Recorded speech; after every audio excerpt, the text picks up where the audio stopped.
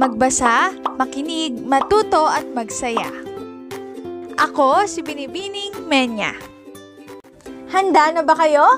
Tara na, umpisa na nating isa-isahin at pirapirasuhin ang mga detalyeng nakapaloob dito.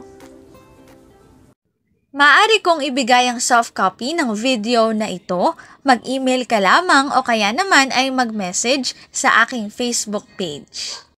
Ilalagay ko ang aking email sa gitnang bahagi ng video at ang Facebook page naman ay sa huling bahagi matatagpuan. Maraming salamat sa panonood! Ang panghuling gusto kong ibahagi na natutuhan ko rin sa karanasan ko nung nag-final at local demo ako ay enjoy.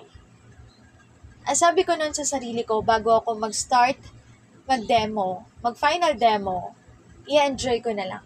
Kasi yung final demonstration teaching, isa to sa pinakamahalagang bahagi ng buhay ng isang estudyante na gustong maging guro.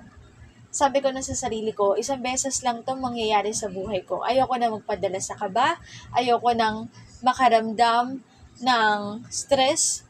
Basta i-enjoy ko na lang.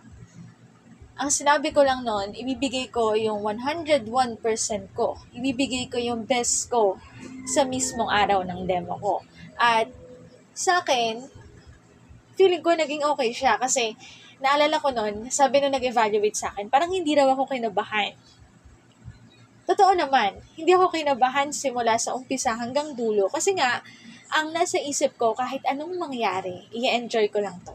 Kasi nga, hindi na to mauulit. Isang beses lang to mangyayari. Hindi ko na mababalikan, hindi ko na mauusog. Kaya ang gagawin ko lang, i-enjoy. Gagawin ang best, gagawin ang 101%. Simula na nag-demo ako hanggang sa araw na to, yun na yung nasa isip ko. Kahit anong mangyari, i-enjoy ko lang. Kasi hindi ko na mababalikan yung araw na to.